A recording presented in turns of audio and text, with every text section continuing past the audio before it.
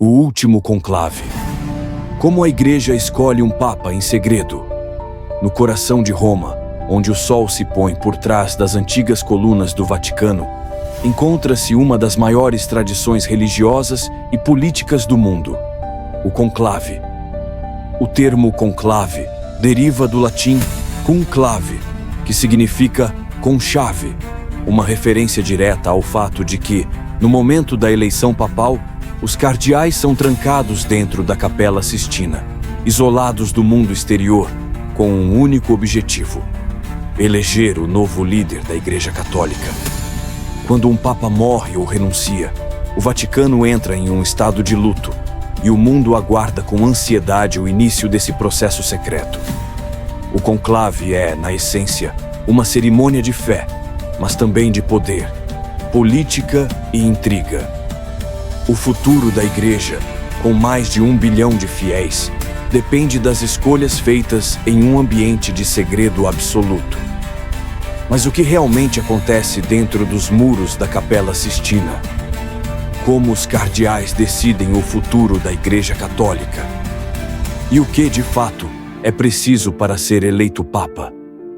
Hoje, vamos explorar esse processo cheio de mistério e complexidade, desvendando não apenas a história, mas também as intrigas e os jogos de poder que marcam esse evento sagrado. A sede vacante. Tudo começa com a morte ou renúncia do Papa. Quando isso ocorre, o Vaticano entra no período conhecido como sede vacante ou cadeira vazia. Durante esse tempo, o Papa está ausente e o governo da Igreja Católica é temporariamente assumido pelo Camerlengo, o cardeal responsável pelos assuntos administrativos do Vaticano. O Camerlengo também tem a difícil tarefa de verificar a morte do Papa, uma cerimônia que ocorre de maneira solene e ritualística. Após a verificação, o Vaticano entra oficialmente em luto e começa a se preparar para o conclave. Esse luto é significativo. As bandeiras do Vaticano são baixadas a meio mastro e o silêncio que se instala nas ruas de Roma é quase palpável. O mundo observa atentamente, enquanto os cardeais, figuras proeminentes da Igreja, começam a se reunir em Roma. Esses cardeais, escolhidos pela sua fé e experiência, são os únicos que têm o direito de votar no novo Papa. Cada um deles representa uma parte do vasto império espiritual da Igreja, com seus próprios pontos de vista, interesses e alianças. A sede vacante é um momento de transição. No passado, durava até que um novo Papa fosse escolhido. Mas hoje, com as modernas técnicas de comunicação, o processo é mais rápido. Ainda assim, o simbolismo dessa pausa é profundo. Durante esses dias, a Igreja está em suspense, esperando o momento em que o novo líder será escolhido. Os cardeais e suas alianças. Os cardeais são os principais protagonistas do conclave, mas sua escolha é cercada de complexidade. Embora todos os cardeais com menos de 80 anos possam votar, os candidatos a Papa geralmente vêm de um número menor de pessoas, algumas das quais possuem enormes influências dentro da Igreja. Há uma intrincada rede de alinhamentos teológicos, interesses políticos e ambições pessoais que guiam os votos de cada cardeal. Alguns cardeais defendem uma linha mais conservadora da Igreja, enquanto outros buscam reformas mais progressistas. Essas divisões, muitas vezes, refletem a luta interna pela direção da Igreja Católica. É importante entender que o conclave não é apenas sobre escolha espiritual, também é sobre política. Existem cardeais que têm uma visão clara sobre como a Igreja deve se posicionar em relação ao mundo moderno, aos problemas sociais, à igualdade de gênero e à ecologia, por exemplo. Essas visões moldam os jogos de poder e as decisões que serão tomadas durante o conclave. Em certos conclaves, como o de 2005, as alianças entre cardeais foram tão intensas que algumas pessoas chegaram a dizer que, no final, o conclave mais parecia uma eleição política do que uma eleição espiritual. Essas alianças, muitas vezes secretas, são um reflexo das complexas questões de poder que marcam a história da Igreja. Até mesmo cardeais de diferentes partes do mundo formam blocos de votos, dependendo das influências locais, como a política vaticana interna, e interesses maiores, como o que é visto como necessário para os próximos anos da Igreja. O processo de votação.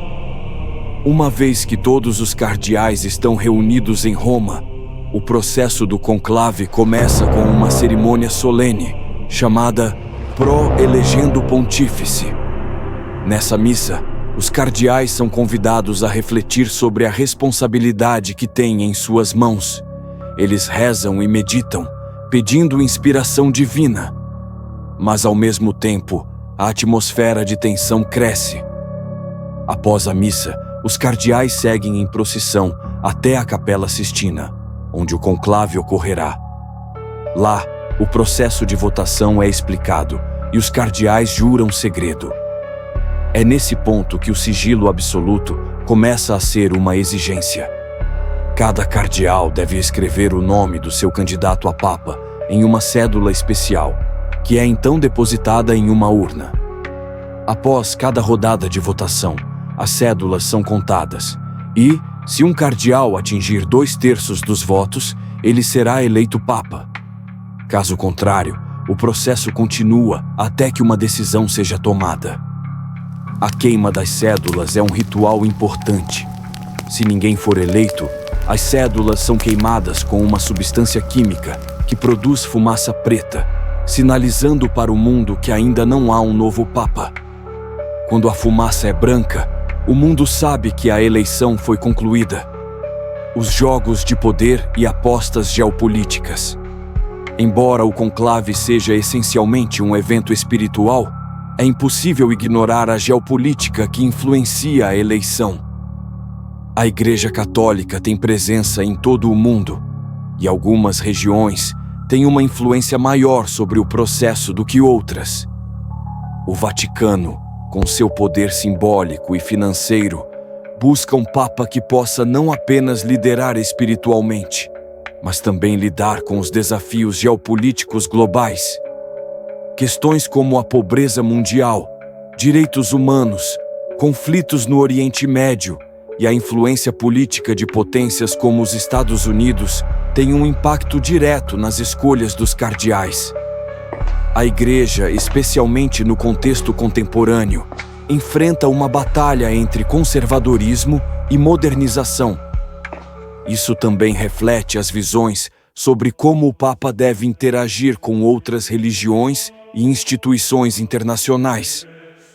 Alguns cardeais são mais voltados para a reconciliação interreligiosa, enquanto outros são mais conservadores, acreditando que a Igreja deve permanecer como um bastião de valores tradicionais. O conclave não é apenas uma escolha para o futuro da Igreja, é também uma escolha que pode alterar o equilíbrio de poder dentro do Vaticano e na arena mundial. A grande revelação: o novo Papa. Após a decisão, quando o cardeal eleito recebe 2/3 dos votos, ele é chamado à frente. O cardeal decano se aproxima e pergunta ao eleito se ele aceita a sua eleição canônica como Papa. Se ele responder sim, ele imediatamente se torna o novo Papa da Igreja Católica. Essa é uma das partes mais emocionantes e solenes do processo. O novo Papa escolhe seu nome, que carrega um profundo simbolismo e pode refletir suas prioridades e visões para o papado. João Paulo II, por exemplo, escolheu seu nome em homenagem a seus 2 predecessores. Bento XVI escolheu o nome em referência à paz e à espiritualidade. Francisco, escolhido em 2013, escolheu um nome que remete à simplicidade e ao compromisso com os pobres e marginalizados. Após a confirmação, o novo Papa é vestido com a tradicional batina branca e é apresentado ao mundo pela primeira vez. A cerimônia é emocionada, mas também cheia de simbolismo. A primeira bênção que ele concede ao mundo, conhecida como Urbi et Orbi, é um momento de união para os católicos e para todos aqueles que acreditam na paz e na bondade. A escolha do Papa, portanto, é mais do que apenas uma eleição. Ela é o resultado de séculos de história, fé e política, e ela se desenrola no coração do Vaticano, no momento exato em que o futuro da Igreja é decidido. O mistério do conclave. Apesar da solenidade do processo, o verdadeiro mistério do conclave nunca será totalmente revelado. O que acontece entre os cardeais, como eles se dividem e se unem, quais alianças secretas se formam, o que foi dito em particular, essas questões permanecem sem resposta. O conclave é um evento que, de alguma forma, desafia a compreensão humana. Ele é um lembrete de que, embora a Igreja Católica seja uma organização poderosa, ela também é uma comunidade de fé que acredita que o Papa é escolhido pela vontade divina, não apenas pelas decisões humanas. E, enquanto o mundo observa, a Igreja, em silêncio, escolhe seu novo líder. Um líder que moldará o futuro da fé católica e, possivelmente, influenciará o rumo da história mundial. E enquanto as portas da Capela Sistina se fecham, selando segredos que talvez jamais venham à tona, nós seguimos aqui, desvendando os mistérios do mundo. Se esse tipo de conteúdo te intriga, se inscreva no canal, ative o sino e venha comigo explorar o que está oculto sob a superfície da história. Até o próximo enigma.